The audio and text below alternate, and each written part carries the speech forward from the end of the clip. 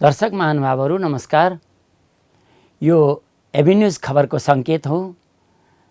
म कार्यक्रम बाल विमर्शका साथ त्यसको प्रस्तोता कृष्ण सुवेदी भारद्वाज मित्र यहाँहरूका साथमा बाल विमर्शको 70औं श्रृङ्खलाका साथ उपस्थित भएको छु। आज मसँग बाल अधिकारका क्षेत्रमा लामो समय क्रियाशील रहनुभएका एकजना विज्ञ र हाल समाज कल्याण परिषदका सदस्य सचिवका रूपमा क्रियाशील व्यक्तित्व श्री पुष्कर खातीजी मसँग हुनुहुन्छ। बाल विमर्श कार्यक्रममा यहाँलाई हार्दिक स्वागत गर्दछु। हस्, धन्यवाद। कस्तो छ यहाँलाई यो कोभिडको महामारीको सन्दर्भमा के भइरहेको छ? अहिलेसम्म स्वास्थ्यको हिसाबले पनि ठिकै छ र खास गरी देशमा चाहिँ कोभिडको दोस्रो लहरको प्रभाव पनि बिस्तारै कम भइरहेको अवस्थामा हामीले व्यक्तिगत रूपमा र संस्थागत रूपमा खास गरी कोभिडको असरसँग कसरी जुझ्न सकिन्छ भन्ने विषयमा नै क्रियाशील हुने अवसर पाइएको छ। यस अर्थमा चाहिँ खुसी नै भन्नुपर्छ। हजुर, यो कोभिडको महामारीमा समग्र देश पनि सफर भएको छ, विश्व नै पीडाभित्र छ, पीडित छ र हाम्रो देश पनि अवश्य पनि अप्ठ्यारोमा छ। बालबालिका पनि यसको प्रभावमा छैनन् भन्ने एउटा खालको कुरा त छ, तर यसको समग्र प्रभावबाट उनीहरू पनि उम्किएका छैनन्। यहाँलाई कस्तो लाग्छ यो सामाजिक अभियानलाई कोभिडको असर के कस्तो रहेको छ, कस्तो देख्नुहुन्छ? यस्तो छ, खास गरी सामाजिक सङ्घ संस्थाहरू स्वाभाविक रूपमा समुदायदेखि नै क्रियाशील रहेको र विभिन्न क्षेत्रमा काम गरिरहेको अवस्थामा र खास गरी सामाजिक सङ्घ संस्थाहरूले चाहिँ सामाजिक परिचालनको काम गर्ने हुनाले यो कोभिड खास गरी बन्दाबन्दीको अवस्थाले स्वाभाविक रूपमा असर गर्ने भयो। एउटा चाहिँ यो परिचालनको हिसाबले भने, अर्को चाहिँ खास गरी कोभिडका सन्दर्भमा समुदायलाई परिचालन गर्ने सन्दर्भमा अथवा कोभिडबाट राहतका निमित्त कार्यक्रमहरू सिर्जना गर्ने सन्दर्भमा र खास गरी स्वास्थ्यसँग सम्बन्धित सामग्रीहरू प्रदान गर्ने सन्दर्भमा पनि सङ्घ संस्थाहरूले चाहिँ आफूलाई क्रियाशील गरेको अवस्था रह्यो र त्यसमा कहीँ कतै खास गरी जुन ढङ्गले सङ्घ संस्थाले चाहिँ आफूलाई विभिन्न तहमा पुर्याउनु पर्ने हुन्थ्यो त्यसमा केही जटिलता त रह्यो। जटिलताका बावजुद पनि मैले चाहिँ खास गरी क्रियाशीलतामा साह्रै धेरै कमी भएको महसुस गरेको छैन। हजुर, यो प्रसङ्गमा हामीले पनि सम्झिन पर्ने नै हुन्छ। समाज कल्याण परिषदले यो कोभिडको दोस्रो लहर जब सुरु हुँदै थियो त्यति बेला देशका समग्र यहाँहरूसँग आबद्ध रहेका सङ्घ संस्थाहरूलाई यति प्रतिशत चाहिँ कि 20% हो कि के हो कि यहाँहरूले यो कोभिडको रेस्पोन्समा छुट्याउनुहोस् है तपाईँहरूले र यो इमर्जेन्सी काम हो भनेर जुन चाहिँ सुरुवात गर्नुभयो नि त्यसको निकै राम्रो प्रभाव पाएको हामीले अनुभूति गरेका छौँ। अब तपाईँहरूको दृष्टिमा के भयो? सामाजिक सङ्घ संस्थाहरूले यसलाई कतिको परिचालन गरे र कतिको यो यसले असर गर्यो, कस्तो लागिरहेको छ? एकदमै महत्त्वपूर्ण प्रश्न पनि गर्नुभयो तपाईँले। खास गरी कोभिडको जब दोस्रो लहर सुरु भयो त्यसको एक सातामा नै तपाईँहरूलाई मैले मितिसहित भनौँ, जति बेर चाहिँ 16 गतेदेखि हामी वैशाख 16 गतेदेखि कोभिडको लहर सुरु, खास गरी हामी काठमाडौँ लगायतको ठाउँमा चाहिँ लकडाउनको अवस्था रह्यो। त्यो बेलामा हामीले त्योभन्दा अगाडि नै समाज कल्याण परिषद को तत्कालीन मान्य मन्त्रीज्यूको नेतृत्वमा जुन हाम्रो कार्य सञ्चालन समिति छ त्यो कार्य सञ्चालन समितिले केही नीतिगत निर्णयहरू गर्यो जसले गर्दा चाहिँ नेपाली गैर सरकारी संस्थाहरूले आफ्ना कार्यक्रमलाई कोभिडका खास गरी असरहरूसँग जुझ्ने सन्दर्भमा चाहिँ आफ्ना कार्यक्रमहरू सिर्जना गर्न पाउने अथवा कार्यक्रमहरू सञ्चालन गर्न पाउने गरी नीतिगत व्यवस्था गर्यौँ। त्यो भनेको चाहिँ खास गरी हामीले स्वास्थ्य मन्त्रालयले प्रदान गरेका केही प्राथमिकताका सूची र त्यसमा पनि त्यो सँगसँगै जुन नेपालमा सहरबाट गाउँघरमा चाहिँ केन्द्रित भएर जाने मजदुरहरू अथवा खास गरी भारतबाट नेपाल फर्किने दैनिक ज्यालादारीमा काम गर्ने मजदुरहरूका निमित्त चाहिँ कसरी राहतको प्याकेज लैजान सकिन्छ, कसरी स्थानीय स्तरमा साना साना दैनिक ज्यालादारीका कामहरू सिर्जना गर्न सकिन्छ र अर्को चाहिँ खास गरी बालबालिकासँग सम्बन्धित, ज्येष्ठ नागरिकसँग सम्बन्धित अथवा अपाङ्गता भएको व्यक्तिहरूसँग सम्बन्धित चाहिँ राहतका प्याकेजहरू चाहिँ तयार गर्नका लागि हामीले देशव्यापी रूपमा संस्थाहरूलाई आह्वान गर्यौँ र त्यसको आधार चाहिँ समाज कल्याण परिषदले स्वीकृत गरेका परियोजनाहरू मध्येमा त्यो बजेटको चाहिँ साइज अनुसार, परियोजनाको बजेटको साइज अनुसार चाहिँ 5% देखि 20% चाहिँ उहाँहरूले खर्च गर्न पाउने, त्यसको चाहिँ पूर्व जानकारी समाज कल्याण परिषदलाई चाहिँ दिने र आफ्नो कार्यक्षेत्रमा अझ हामीले त्यति बेला आह्वान गरेको देशैभरि चाहिँ सङ्घ संस्थाका कार्यक्रमहरू ती तोकिएको क्षेत्रमा सञ्चालन गर्न पाउने गरी हामीले चाहिँ त्यो फन्डलाई चाहिँ त्यो क्षेत्रमा उहाँहरूले रकमान्तर गर्न पाउने गरी नीतिगत निर्णय गर्यौँ र त्यो निर्णयले चाहिँ मलाई लाग्छ केही 1 हप्ता जति चाहिँ त्यसलाई कार्यान्वयनमा आउनलाई समय लाग्यो, किनभने स्वाभाविक रूपमा उहाँले आफ्ना दाताहरूसँग छलफल गर्नुपर्ने हुन्थ्यो र योजना बनाउनु पर्ने हुन्थ्यो र पहिलो दोस्रो हप्ताबाट नै उहाँहरू अत्यन्तै खास गरी सङ्घ संस्थाहरूले आफ्ना ढङ्गले कार्यक्रमहरू सिर्जना गरेको अवस्था छ र त्यो परिचालन चाहिँ हामीले अहिले प्राप्त गरेको रिपोर्टको आधारमा भन्ने हो भने सकारात्मक छ र समाज कल्याण परिषदले यसलाई व्यवस्थित गर्ने सन्दर्भमा चाहिँ प्रत्येक हप्ताको शुक्रबार चाहिँ हामीले के कति काम भयो त भन्ने विषयमा चाहिँ फ्ल्यास रिपोर्ट जारी गर्ने गरेका छौँ। यहाँलाई त्यो अघिल्लो हप्ताको केही तथ्याङ्कहरू पनि राख्ने अनुमति चाहन्छु। हजुर, अघिल्लो हप्ता चाहिँ झन्डै 265 जति संस्थाहरूले चाहिँ यो क्षेत्रमा काम गरिरहेको अवस्था छ र त्यो एनजिओ र आइएनजिओ दुईटै तर्फमा छ भने त्यसले मेजर एरिया जस्तो अघि हामीले भन्दाखेरि चाहिँ त्यो कन्सन्ट्रेटर, अक्सिजन कन्सन्ट्रेटर झन्डै 850 भन्दा बढी सहयोग गरेको स्थिति छ। अक्सिजन प्लान्टहरू बनाउनलाई सहयोग गरेको स्थिति छ 8वटा भन्दा बढी चाहिँ, अनि झन्डै 3250 भन्दा बढी चाहिँ अक्सिजन सिलिन्डर सहयोग भएको छ। झन्डै 60 लाखको सङ्ख्यामा चाहिँ खास गरी यो मास्क, सेनिटाइजर, पिपी लगायतको चाहिँ धेरै स्वास्थ्यसँग सम्बन्धित सामग्रीहरू चाहिँ अहिले पब्लिकसम्म पुगेको छ, जसले गर्दा झन्डै हामीले हेऱ्यौँ भने चाहिँ 40-50 लाख प्रत्यक्ष पब्लिकमा चाहिँ यो सामग्रीहरू पुग्न सकेको अवस्था छ। यस अर्थमा हेऱ्यौँ भने चाहिँ निकै ठुलो ढङ्गमा चाहिँ स्वास्थ्य को क्षेत्रमा यो कोभिडसँग लड्नलाई चाहिँ सामाजिक संस्थाले योगदान गरेको छ। अर्को चाहिँ खास गरी यसलाई व्यवस्थित गर्ने सन्दर्भमा पनि यसपालि हामीले समाज कल्याण परिषदको नेतृत्व तहबाटै बोर्डको लेभलमा, पदाधिकारीको लेभलमा चाहिँ ऱ्यापिड रेस्पोन्स एक्सन टिम भनेर बनायौँ, जसमा चाहिँ स्वाभाविक रूपमा नेपालका नागरिक संस्थाहरू दुईटै गैर सरकारी संस्था, राष्ट्रिय गैर सरकारी संस्था र अन्तर्राष्ट्रिय गैर सरकारी संस्थाहरू त्यसको चाहिँ मेम्बरको रूपमा रहेर कहाँ के आवश्यकता छ अथवा आएको स्रोतलाई चाहिँ कसरी बढीभन्दा बढी सेवाग्राही बेनिफिसियरीसम्म पुर्याउन लाभग्राहीसम्म पुर्याउन सकिन्छ भन्ने सन्दर्भमा उहाँहरूले सहजीकरण गर्नुभयो। यस अर्थमा हामीले जुन ढङ्गले एउटा एकीकृत रूपमा एउटा संरचना बनाएर हामीले परिचालन गर्न सक्यौँ, यसले सहयोग जुटाउने मात्रै होइन, यसलाई चाहिँ समुदायसम्म पुर्याउने सन्दर्भमा पनि एउटा मोडेल पनि डेभलप भएको छ भन्ने मलाई लाग्छ। मैले यो यहाँले भनिरहँदा अर्कोतिर मेरो ध्यान केन्द्रित भयो, जस्तो स्वास्थ्यका क्षेत्रमा हाम्रा सङ्घ संस्थाहरूले, नागरिक समाजका सङ्गठनहरूले, गैर सरकारी संस्थाहरूले धेरै काम गरे भन्ने कुरा भयो। तर बालबालिकाहरू नै प्रभावित भन्ने हो भनेदेखि त यो शिक्षा जस्तो क्षेत्र जहाँ उनीहरूका विद्यालयहरू बन्द भए, अर्को अब मनोसामाजिक विमर्शको अभावमा बालबालिका घर बस्नु पर्दा प्रताडित हुने स्थितिहरू भए, यतातिरको ध्यान आकृष्ट गर्नलाई यहाँहरूले कसरी भन्नुभयो आफूसँग सम्बद्ध सङ्घ संस्थाहरूलाई? जस्तो हामीले अहिले समग्रतामा यो कुनै न कुनै रूपमा चाहिँ बालबालिकासँग, महिलासँग अथवा ज्येष्ठ नागरिक अलि बढी यसमा चाहिँ प्रभाव पर्दो रहेछ। मात्र कोभिड पोजिटिभ नेगेटिभको विषय होइन, तर समग्रतामा त्यसको प्रभाव हेऱ्यो भने चाहिँ तत्त क्षेत्रहरूमा छ। र यो मध्येमा चाहिँ तपाईँलाई अघि मैले भने यो स्वास्थ्य सामग्रीको विषय मात्र छैन सङ्घ संस्थाहरूले गरेको।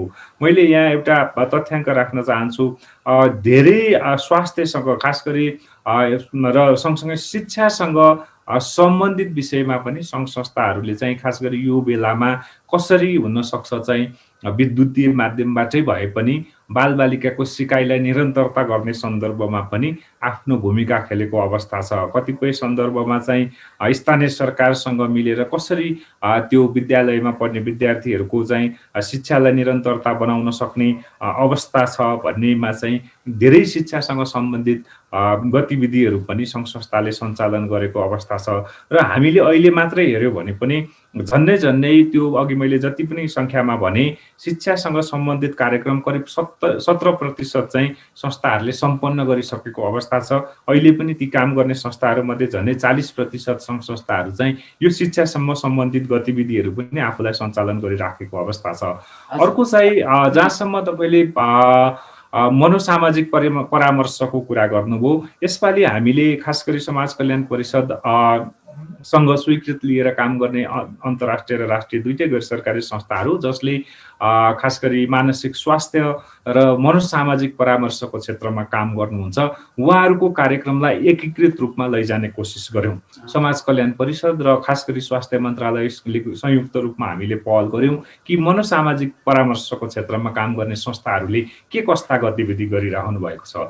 धेरैले चाहिँ के थियो भने अहिले पनि उहाँहरूले चाहिँ धेरै खालका भर्चुअल खालका कार्यक्रमहरू पनि सञ्चालन गरिराखेको अवस्था, कतिपय सन्दर्भमा चाहिँ डाइरेक्ट परामर्शका कामहरू पनि गरिसकेको अवस्थालाई चाहिँ एक ठाउँमा ती सबै संस्थाहरूले प्रदान गर्ने सेवालाई चाहिँ एक ठाउँमा हामीले राख्ने कोसिस गर्यौँ। उहाँहरूका समस्याहरूलाई सुन्ने कोसिस गर्यौँ, उहाँहरूको बिचमा भएका दोहोरोपनलाई कसरी हटाउन सकिन्छ भन्ने सन्दर्भमा छलफल गर्यौँ र यसपालि चाहिँ हामीले एकीकृत सूचना नै बनायौँ। त्यसको एउटा स्पेसिफिक फ्लायर बनायौँ जसले गर्दा चाहिँ सबै संस्थाहरू एटलिस्ट जो समाज कल्याण परिषद सँग स्वीकृत लिएर काम गर्नुहुन्छ उहाँहरूको सेवालाई चाहिँ हामीले यसपालि एकीकृत गरेको हुनाले त्यो प्रभावकारी पनि भएको छ र कहीँ न कहीँ हामीले चाहिँ हुन सक्ने दोहोरोपनलाई पनि घटाउनलाई चाहिँ अत्यन्तै सहयोग पुगेको छ। यस अर्थमा हामीले त्यो मनोसामाजिक परामर्श त्यसमा पनि अझ स्पेसिफिकली बालबालिकाको सँग सम्बन्धित भएर पनि उहाँहरूले कार्यक्रम सञ्चालन गर्नुभएको छ।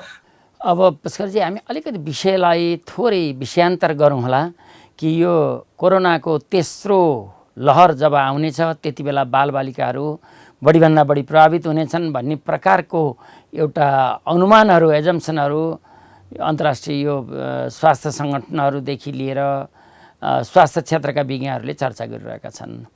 अब यहाँहरूको रोल कस्तो हुनु पर्ला यदि त्यस्तो भए खण्डमा बालबालिकाहरूलाई जस्तो अहिलेसम्म ज्येष्ठ नागरिक हुँदै हुँदै के युवाहरूमा पनि अलि सङ्ख्या देखिएको छ भने बालबालिकालाई जति प्रचारित थियो त्यति दोस्रो लहरमा पनि त्यति समस्या देखिएन। अप्रत्यक्ष प्रभावका चर्चा हामीले गरिहाल्यौँ, शिक्षा मनोसामाजिक परामर्श विमर्श आदि कुराका समस्या आफ्नै ठाउँमा छन्। त यो तेस्रो लहरमा साँच्चै नै बालबालिकाहरूमा त्यसरी प्रभावित हुँदाखेरि के गर्नु पर्ला, यहाँहरूसँग केही त्यस्तो अग्रिम कार्ययोजना छ? एकदमै राम्रो प्रश्न गर्नुभयो। हामीले चाहिँ खास गरी यसको तयारी सुरु गरिसकेका छौँ। अहिले नेपाल सरकारले पनि करिब कम्तीमा 20% बेड बालबालिका केन्द्रित भएर तयार गर्नुपर्छ र छुट्याउनुपर्छ भन्ने ढङ्गको नीतिगत व्यवस्था भइसकेको छ। केही हप्ता अगाडि गत हप्ता मात्रै मेरो चाहिँ खास गरी स्वास्थ्य मन्त्रालयसँगको छलफलमा हामीले आह्वान गरेका छौँ कि अब नेपाल सरकारले जुन निर्णय गरेको छ बालबालिकालाई केन्द्रित बनेर चाहिँ त्यो पूर्व तयारी गर्ने सन्दर्भमा हामीले आह्वान गरेका छौँ। स्वास्थ्य मन्त्रालयले त्यो प्राथमिकताको आवश्यकता के हो त, यसको तयारीको लागि चाहिँ के खालका सामग्रीहरू आवश्यक पर्छ भनेर चाहिँ हामीले माग गरेका छौँ। त्यो आउन साथै हामी सङ्घ संस्थाहरूलाई चाहिँ स्वाभाविक रूपमा आह्वान गर्नेछौँ कि हाम्रो आजको प्राथमिकता खास गरी बालबालिकालाई केन्द्रित रहेर गर्नुपर्ने पूर्व तयारीका सन्दर्भमा यी हुन् भन्ने राख्नेछौँ। र खास गरी बालबालिका किन जोखिममा हुन सक्छन् भन्ने सन्दर्भमा चाहिँ अहिले विश्वव्यापी रूपमा जुन खोपको उपलब्धता छ यो एज ग्रुपमा चाहिँ अहिले पनि भर्खरै केही खोपहरू चाहिँ टेस्ट त भएको छ, तर यसको सर्वसुलभ उपलब्धता चाहिँ विकसित देशहरूमा पनि नसकेको अवस्थामा हाम्रो जस्तो देशमा चाहिँ अब यो क्षेत्र चाहिँ अलि बढी चाहिँ प्रभावित हुन सक्छ है भन्ने आकलन गरिएको छ। त्यो दिशामा नेपाल सरकारले आफूलाई तयार पनि गरिसकेको अवस्था छ अघि मैले भने नीतिगत रूपमा, तर त्यसलाई कार्यान्वयन गर्ने सन्दर्भमा स्वाभाविक रूपमा सङ्घ संस्थाहरूले भूमिका खेल्न तयार पनि छ र हामी त्यो ढङ्गले अपिल पनि गर्छौँ। र खास गरी बालबालिकाको क्षेत्रमा काम गर्ने जति पनि संस्थाहरू छन् उनीहरूसँग हामी चाहिँ समन्वय गरेर यसका चाहिँ छिटै नै हामी यो एरिया चाहिँ हाम्रो आवश्यकता हो भन्ने छ। त्यति बेला स्वाभाविक रूपमा नेपाल सरकारका निकायहरू जसले बालबालिकालाई चाहिँ केन्द्रित रहेर काम गर्नुहुन्छ उहाँहरूसँग पनि हामी सल्लाह गर्छौँ। स्वास्थ्य मन्त्रालयसँग चाहिँ एक ढङ्गले छलफल पनि भइसकेको छ। जब स्वास्थ्यले यो हाम्रो प्राथमिकता भन्छ त्यस पछाडि चाहिँ हामी स्वाभाविक रूपमा आह्वानसहित समाज कल्याण परिषद सङ्घ संस्थाहरूका बिचमा पुग्नेछ। यहाँ स्वयं पनि यो बाल अधिकारको एउटा विज्ञको हैसियतमा काम गर्नुभएको हुनाले र यहाँसँगको त्यो व्यक्तिगत रूपमा पनि लागिरहेको कुरा र अहिले समाज कल्याण परिषद जस्तो महत्त्वपूर्ण निकायको सदस्य सचिवको हैसियतमा जुन रहनु भएको छ, यहाँको विचारमा यो नेपाल सरकारले बालबालिकाका अधिकारहरू यो कोभिडको बेलामा पनि हनन भए होलान्, स्वाभाविक अवस्थामा पनि चाहिँ हनन भएका हुने गर्दछन्। यो सामान्य कुरो हो। फेरि बालबालिका त आवाजविहीन पनि हुन्छन्। गर्भैदेखिका बालबालिकालाई हामी बालबालिका भन्छौँ होइन। त उहाँहरूको यो अधिकार अनुगमनको व्यवस्था कस्तो हुनुपर्दथ्यो जस्तो लाग्छ। अब जस्तो बाल अधिकार आयोग छैन नेपालमा, अरू धेरै आयोग हुँदा यो भइदिया भए हुन्थ्यो कि। समाज कल्याण परिषदले हेरिरहँदाखेरि राष्ट्रिय यो मानव अधिकार आयोगमा छुट्टै एउटा बालबालिकाको विषय हेर्ने आयुक्तको व्यवस्था गर्न सक्नु पर्थ्यो होला संविधानको आशयअनुसार। त्यो लगायत अरू धेरै कुराहरू, अम्बुड्सपर्सनसम्मका कुराहरू आउँछन् यहाँ प्रसङ्गवश। ती कुराहरूको अब यो परिपूर्ति नभएको सन्दर्भमा यहाँलाई कस्तो लाग्छ, के गर्नु पर्ला? स्वाभाविक रूपमा कहिलेकाहीँ हामीले यो चाहिँ अधिकारलाई स्थापित गर्ने सन्दर्भमा जुन ढङ्गले नेपाल सरकारले खास गरी बालबालिकाको अधिकारलाई सुनिश्चित गर्ने सन्दर्भमा राष्ट्रिय अन्तर्राष्ट्रिय प्रतिबद्धताहरू जनाएको छ, त्यसलाई चाहिँ कार्यक्रममा कसरी ढाल्ने भन्ने प्रश्न हो। कमीहरूका बारेमा भन्दा पनि म चाहिँ आज हामी नेपाल सरकारले कुन दिशामा आफूलाई अगाडि बढाउन खोजिरहेको छ अथवा त्यसमा चर्चा गर्यो भने चाहिँ मलाई लाग्छ त्यसमा न्याय हुन्छ जस्तो लाग्छ। र स्वाभाविक रूपमा समाज कल्याण परिषद, महिला बालबालिका ज्येष्ठ नागरिक मन्त्रालय सँग एउटा सम्पर्क मन्त्रालयको रूपमा काम गरिरहेको निकायका रूपमा हामीले के भन्छौँ भने अहिले पनि खास गरी यो वर्षमै कसरी हुन्छ स्थानीय स्तरमा चाहिँ बाल कल्याण अधिकारीको रूपमा लाई चाहिँ फोकलको रूपमा कसरी व्यवस्था गर्न सकिन्छ भन्ने कुरा चाहिँ बजेटमा नै बजेट वक्तव्यमा व्यवस्था गरेको अवस्था छ। अथवा त्यो चाहिँ बाल हेल्पलाइनलाई चाहिँ विस्तार गर्ने सन्दर्भमा चाहिँ नेपाल सरकारले आफ्नो ठोस पहल गरेको अवस्था छ। त्यो सँगसँगै चाहिँ खास गरी बाल सुधार गृहको क्षमतालाई अभिवृद्धि गर्ने सन्दर्भमा पनि अलिकति व्यवस्था गरेर गएको छ। र खास गरी बालबालिकाहरू जसको छ अभिभावक गुमाएका बालबालिकाहरूलाई चाहिँ राज्यले अभिभावकत्व लिने भन्ने सन्दर्भमा पनि सामान्य प्रधानमन्त्रीज्यू आफैले त्यसमा चाहिँ जोडका साथ लागिरहनु भएको छ। र खास गरी सडकमा बालबालिका रहनु हुँदैन, बालबालिकालाई कुनै न कुनै हिसाबले चाहिँ संरक्षणको ग्यारेन्टी गर्नुपर्छ र त्यो अभिभावकको चाहिँ राज्यले लिनुपर्छ भन्ने सन्दर्भमा जुन सामान्य प्रधानमन्त्रीज्यूले चाहिँ आफ्नो कमिटमेन्ट जनाउनु भएको छ, मलाई लाग्छ त्यो स्वाभाविक रूपमा अत्यन्तै सैद्धान्तिक रूपमा अत्यन्तै ठुलो विषय छ। कार्यान्वयनको सन्दर्भ जहाँसम्म छ त्यसमा अहिले कति हामी कार्यान्वयन गर्न सकेका छौँ अथवा हामीलाई त्यो स्रोत चाहिँ यथेष्ट छ कि छैन भन्ने विषयमा चाहिँ स्वाभाविक रूपमा चर्चा गर्नुपर्छ भन्ने लाग्छ। र मैले फेरि पनि समाज कल्याण परिषदका तर्फबाट भनिरहँदा चाहिँ त्यो नेसनल कमिटमेन्टलाई कार्यक्रममा चाहिँ ट्रान्सलेट गर्ने सन्दर्भमा, कार्यक्रममा चाहिँ त्यसलाई लैजाने सन्दर्भमा सङ्घ संस्थाहरू राज्यको त्यो प्रतिबद्धतालाई कार्यान्वयन गर्ने सन्दर्भमा उहाँहरूले आफूलाई अगाडि सार्नुपर्छ र त्यो दिशामा चाहिँ गाइड गर्नको लागि समाज कल्याण परिषद जहिले पनि तयार छ भन्ने यहाँको बिचमा राख्न चाहन्छु। जहाँसम्म केही मेकानिजमको कुरा छ, स्वाभाविक रूपमा हामीलाई बालबालिकाको लाई अधिकारलाई सुनिश्चित गर्ने सन्दर्भमा कमिसन नै बनाएर जान पाएको भए राम्रो हुन्थ्यो। तर कहिलेकाहीँ चाहिँ संरचना, राष्ट्रिय संरचना भन्दा पनि अहिले हामी सङ्घीयताको अवस्थामा गइसकेको सन्दर्भमा स्थानीय सरकारहरूको स्रोतलाई खास गरी कसरी बालबालिकासम्म पुर्याउन सकिन्छ अथवा त्यो डिसिजन मेकिङमा चाहिँ खास गरी पार्टिसिपेसनको हिसाबले चाहिँ बालबालिकालाई कसरी त्यहाँ उनीहरूको पनि स्टेक रहने गरी हामीले सुनिश्चितता गर्न सकिन्छ, उनीहरूको स्वास्थ्य र शिक्षा खास गरी सर्भाइभल र डेभलपमेन्टको सन्दर्भमा चाहिँ कसरी स्थानीय सरकारहरूलाई बढी जवाबदेही बनाउन सकिन्छ र त्यो दिशामा चाहिँ उहाँहरूको स्रोत परिचालन गर्न सक्ने अवस्था बनाउन सकिन्छ। मलाई लाग्छ त्यो दिशामा हामी जान पर्छ होला। एउटा मात्रै विषय जो नीतिगत हुन सक्छ, जो सङ्घीय सरकार अथवा प्रदेश सरकारका तर्फबाट स्थानीय सरकारहरूलाई जुन अनुदान दिन्छ त्यो अनुदानमा कहीँ न कहीँ सशर्त अनुदानमा कहीँ न कहीँ बाल अधिकारको सुनिश्चितताको विषय हामीले राख्न सक्यौँ भने स्वाभाविक रूपमा स्थानीय सरकारहरू थप जिम्मेवार हुने स्थिति हुन सक्छ। कहिलेकाहीँ चाहिँ बालबालिकाको अथवा महिलाको इस्युहरू चाहिँ स्थानीय सरकारमा होस् या सङ्घीय सरकारमा होस् अरू इस्युहरूले ओझल पारिदिँदो रहेछ। त्यसकारण त्यसलाई चाहिँ नीतिगत रूपमा स्पष्टता ल्याउन सक्यौँ भने स्वाभाविक रूपमा हामी चाहिँ बाल अधिकारको सुनिश्चितताको दिशामा जान सक्छौँ। जहाँसम्म नेपालको प्रश्न छ, हामीले कहिलेकाहीँ हाम्रा गुनासाहरू पनि हुन सक्छन् अथवा हामीले चाहिँ यस्तो भइदियो हुन्थ्यो पनि भन्न सक्छौँ। तर समग्रतामा हामीले तुलना गर्यो हेऱ्यो भने चाहिँ त्यो चाहे विश्वव्यापी मानचित्रमा होस्, चाहे चाहिँ दक्षिण एसियाको मानचित्रमा होस्, हामीले गरेको प्रगति अथवा हामीले बनाएका मेकानिजम र संरचनाहरू जुन छ त्यसले कहीँ न कहीँ चित्त बुझाउने ठाउँ छ। चित्त बुझाएर ढुक्क हुने अवस्था त छैन, तर कहीँ न कहीँ हामी खुसी हुने नै ठाउँ छ। एउटा यो सुशासन बालबालिकाहरूमाथि राम्रो बालमैत्री शासन स्थानीय तहले दिनुपर्छ भनेर भन्यौँ। अनि बालमैत्री शासन चलाउने भनेर पालिकाले घोषणा गर्ने खालका कुराहरू जुन 39वटा चाहिँ ती मानकहरू पुरा गर्नुपर्ने थियो, अब त अहिले अरू 6वटा मानकहरू 7वटा मानकहरू थपिएको स्थिति पनि हो। त यस्ता कुराहरू देशभरि नै लागू गर्न सकिँदैन थियो होला र? यहाँको भनाइअनुसार त त्यस्तो हुनुपर्ने देखियो नि। बालमैत्री शासन त देशैभरि हुनुपर्ने हो नि, किन यो कतै गर्ने कतै नगर्ने? यस्तो कुराहरूलाई के धारणा हो यहाँको?